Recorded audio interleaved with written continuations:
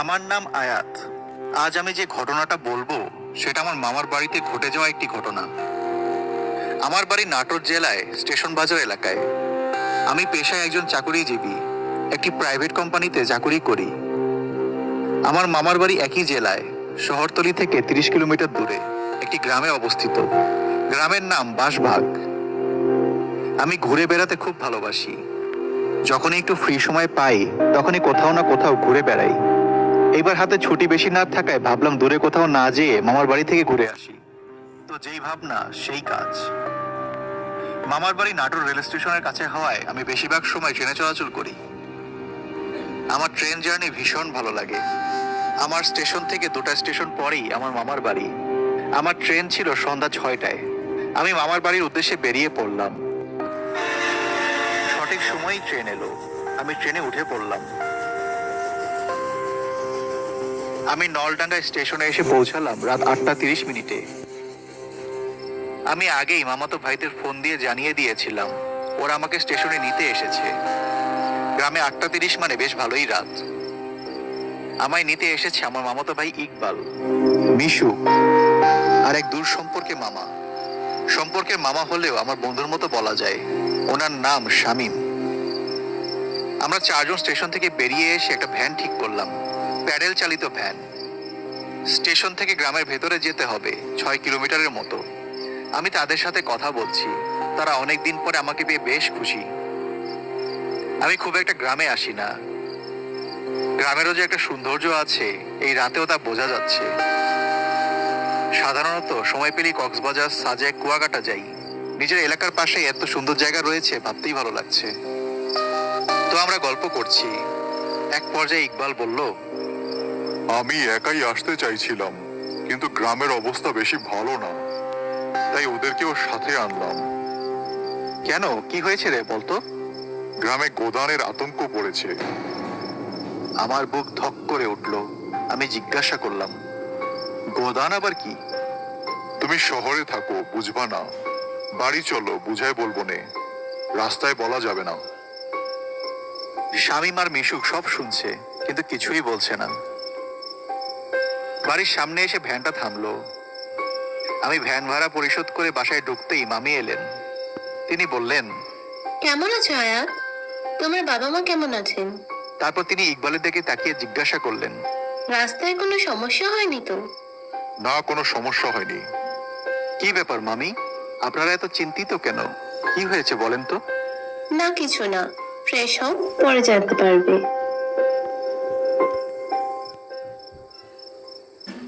আমি কথা না বাড়িয়ে ফ্রেশ হয়ে খেয়ে আড্ডা দিতে বসলাম। রাত তখন 10টা বাজে। খেয়ে দিয়ে আমরা সবাই সিগারেট হাতে রুমে বসে আড্ডা দিচ্ছি। আমি, ইকবাল, মিশুক আর শামীম। আড্ডা বেশ জমেছে। অনেকদিন পর এসেছি তাই সবাই দারুণ খুশি। হঠাৎ আমার নজর পড়ল জানালার দিকে। তাকিয়ে দেখি কে যেন জানালার বাহিরে তাকিয়েছিল, চোখ লাল, মুখ কালো। আমি বললাম, এই ওটা কি? আমি ওদেরকে সেখানে ইঙ্গিত করতেই তাদের মুখ শুকিয়ে গেল। ইকবাল বলল, ঠিক এই ভয়টাই পাচ্ছিলাম। এটাই গোদান। এর চেহারা কালো, চোখ লাল, হাত পা সব উল্টো আর বেশ লম্বা। আমি বললাম, ঠিক বুঝলাম না, একটু সবিস্তারে বলতো। তারপর ইকবাল বলতে শুরু করলো, বেশ কিছুদিন আগে আমি গোদান দ্বারা পজেসড হয়েছিলাম। রাতে ঘুমের মধ্যে সেই গোদান এসে আমাকে জ্বালাতন করত, আমার পাশে শুয়ে থাকতো। পরে এক কবিরাজকে দিয়ে সেই গোদানকে আমার পিছু ছাড়ানো হলো। বাড়িটা বন্ধন করে রাখা হয়। তারপর থেকে বাড়ির ভেতরে কোনো সমস্যা হয় না, কিন্তু সেই গোদানটা বাইরে থেকে বিরক্ত করে। বাসায় কোনো মেহমান এলে তাকে পজেসড করার চেষ্টা করে। গোদান হলো মেয়ে ভূত। সেই গোদান আমাদের মতো কম বয়সের আর অবিবাহিত ছেলেদের পিছু নেয়। আর আমরা সবাই অবিবাহিত, তাই ভয়টা ছিল সবারই। এই ব্যাপারটা গ্রামের সবাই জানে। গ্রামে কোনো কিছু ঘটলেই সেটা খুব দ্রুত ছড়ায়। যে যার মতো তাদের ছেলেদের শরীরের সাথে বাড়ি বন্ধন করে নিয়েছে। কি বলছিস এসব? হ্যাঁ, এটাই সত্যি। তবে তুই চিন্তা করিস না, আমরা তো আছি। চল ঘুমাতে যাই। আমার মনে হলো ইকবাল আমাকে পুরো ঘটনাটা খুলে বলেনি, সে কিছু কথা গোপন করে যাচ্ছে। তা যা হোক, সেই রাতে আর আড্ডা দিলাম না, সবাই ঘুমিয়ে পড়লাম। পরের দিন সকালে উঠে নাস্তা করে চারজন বের হলাম নদীতে গোসল করার জন্য। মামার বাড়ির পাশেই বয়ে চলেছে বিশাল এক নদী। নদীর নাম বারনই। অনেক স্বচ্ছ পানি, এতই স্বচ্ছ পানি যে নদীর নিচের বালি আর মাছ সবই দেখা যায়। আমরা গোসল করে বাড়ি ফিরে এলাম। আমি আসাতে মামি আমার পছন্দের হাঁসের গোস্ত রান্না করেছেন। বাসায় ঢোকার সময় দেখলাম পাশেই হাঁসের ঠোঁট, পালক আর পা দুটো আর রক্ত পড়ে আছে। দুপুরে চারজন একসাথে খেয়ে প্ল্যান করলাম বিকেলে এখানকার পাটুল নামক একটা জায়গায় যাব। এখানে এক বিশাল এক বিল আছে, সেই বিলে গিয়ে সূর্যাস্ত দেখব আর রাতে মেলা দেখে ফিরবো। মেলায় তেলে ভাজা বড়া, বেগুনি, পেঁয়াজু আর এখানে স্পেশাল গুড়ের জিলাপি খেয়ে বাড়ির জন্য নিয়ে যাব। রাত তখন 9:40। গ্রামে এ সময় অনেক রাত। মনে হচ্ছে রাস্তার পাশের বাড়িগুলোতে কোনো প্রাণের অস্তিত্ব নেই। আমরা খাবার খেয়ে বাসায় সবার জন্য নিয়ে যাচ্ছিলাম। সবার হাতে সিগারেট। ইকবাল সিগারেট নিভাতে দিচ্ছে না, একটা শেষ হবার আগেই আরো একটা জ্বালছে। সে বলল, সবার হাতে আগুন রাখ, কেউ আগুন ফেলিস না যেন। গোদান আমাদের পিছু নিয়েছে, আমি টের পাচ্ছি। আমি অবশ্য পিছনে ফিরে কিছুই দেখতে পাইনি, কিন্তু কেন জানি মনে হলো আমার শরীরটা বেশ ভারী হয়ে যাচ্ছে। বাড়ির সদর দরজার পাশেই ছিল বিশাল এক আম গাছ। আম গাছের নিচে বসে আছে একটা কালো বিড়াল। আমাদের দেখে বিড়ালটা এমন ভাব করছে যেন সে আমাদের হাতে সে জিলাপি আর তেলে ভাজা খেতে যাচ্ছে।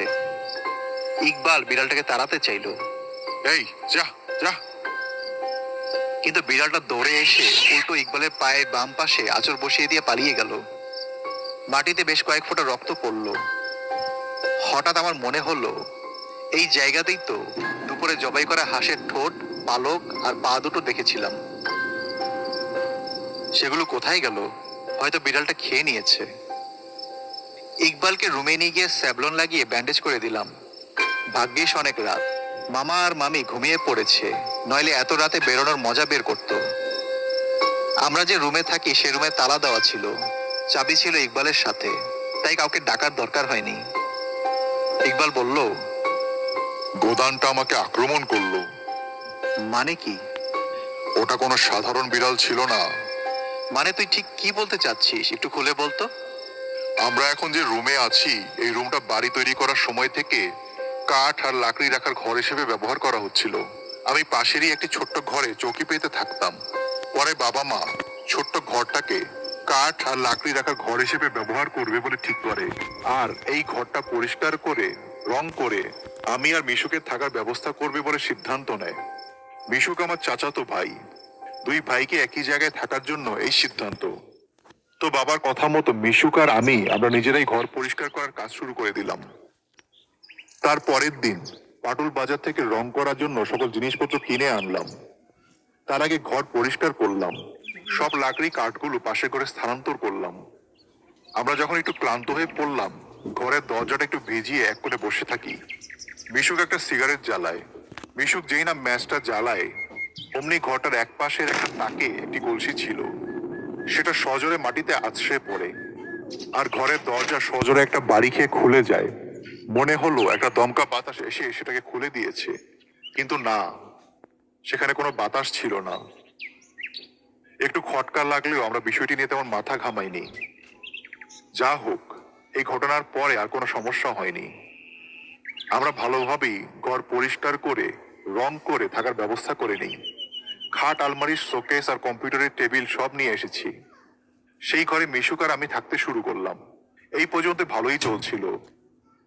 মিশুক নলডাঙ্গা স্টেশনের কাছে একটা কাপড়ের দোকানে কাজ করে। দোকানে যেদিন মাল আসে সেদিন মাল গোছাতে গোছাতে অনেক রাত হয়, তাই যেদিন মাল আসে সেদিন সে দোকানেই থেকে যায়। ঠিক এমনই একদিন মিশুককে তার কাজের জন্য দোকানে রাতে থাকতে হয়, আর বাড়িতে ছিলাম আমি একা। আমি প্রতিদিনের মতো কম্পিউটারের সামনে বসে আছি, হাতে সিগারেট, কফির মগটা পাশেই রাখা ছিল। আমি মিশুককে ফেসবুকে নক করি। কিরে, কখন আসবি? ভাই, আজ বাড়িতে আসবো না, দোকানে মাল এসেছে। তুমি ভালো করে দরজা লাগিয়ে ঘুমিয়ে যেও। আমি বিছানায় গিয়ে লাইটটা অফ করে শুয়ে পড়লাম। হঠাৎ মাঝরাতে ঘুম ভেঙে গেল। আমার গলা শুকিয়ে কাঠ হয়ে এসেছে। আমি পানি খাবার জন্য উঠেছি। হালকা বাথরুমও চেপেছে। উঠে দেখলাম পাশেই মিশুক শুয়ে আছে। তাকে ডাকলাম। মিশুক কোনো সাড়া দিল না। ঘুমের ঘরে ভুলেই গিয়েছিলাম যে মিশুকের আজকে ফেরার কথা ছিল না, কিন্তু এই তো সে এখানেই শুয়ে আছে। যাক, এত কথা না ভেবে বাথরুম সেরে পানি খেয়ে শুয়ে পড়লাম।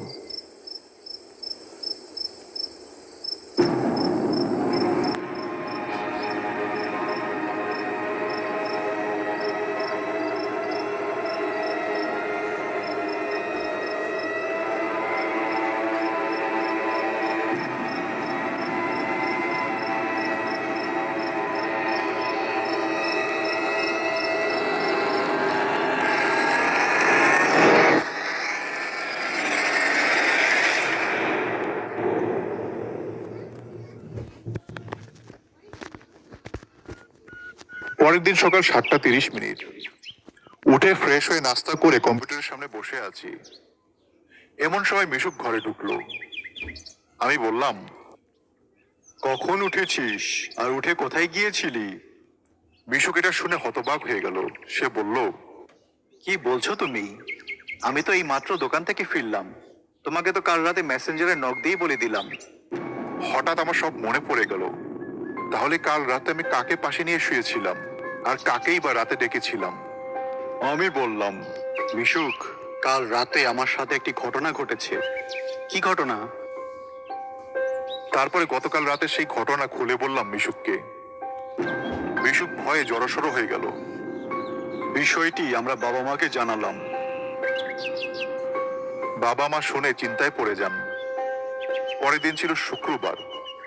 বাবা একজন কবিরাজকে সেসব জানালে কবিরাজ সন্ধ্যার পরে আসবে বলে জানায়। সন্ধ্যা 7টায় বাড়িতে কবিরাজ আসে।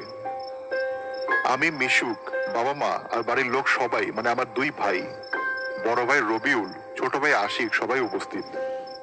সেই নতুন ঘরে, যে ঘরে আমি আর মিশুক থাকি, সেই ঘরে আমাকে মেঝেতে বসিয়ে আমার সামনে একটা চিত্র আঁকা হয়।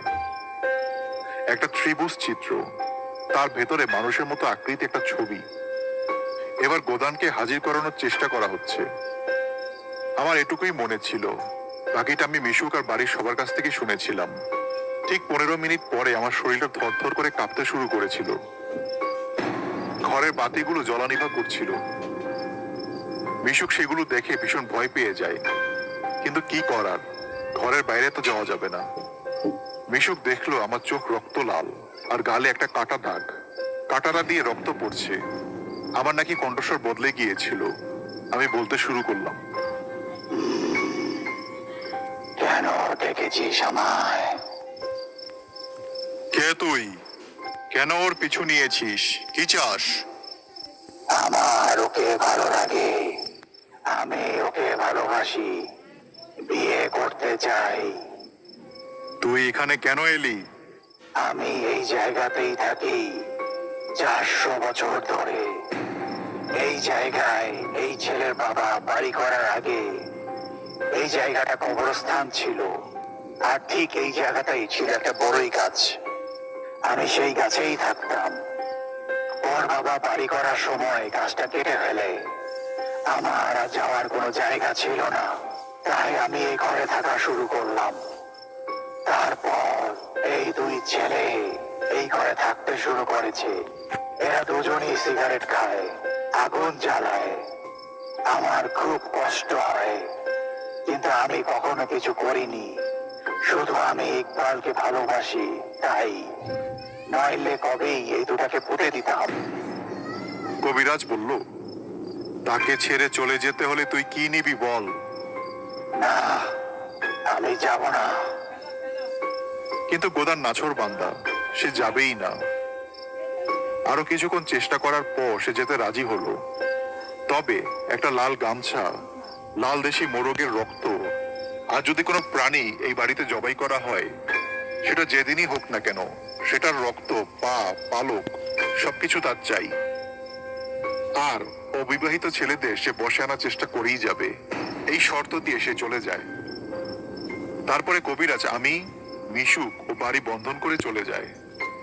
যাওয়ার সময় বলে যায়, বাড়িতে কোনো অবিবাহিত ছেলে বেড়াতে এলে ইকবাল আর মিশুকের সাথে যেন থাকে, কারণ তারা নিরাপদ আছে। আর ইকবাল ও মিশুকের সাথে থাকলে সেই গোদান ভয় দেখালেও কিছু করতে পারবে না। কিন্তু গোদান আজ আমাকে বিড়াল সেজে আঁচড় দেয়, কারণ আমরা হাতে করে তেলে ভাজা এনেছিলাম, তাও অনেক রাতে। তাই গোদান এই আক্রমণ করেছিল। তবে এ বাড়িতে সে আমাদের কোনো ক্ষতি করতে পারবে না, কেবল রাতে ঘর থেকে বেরোলেই যা বিপত্তি। এই ঘটনা শুনে আমি আর মামার বাড়ি যাইনি প্রায় 3 বছর হলো।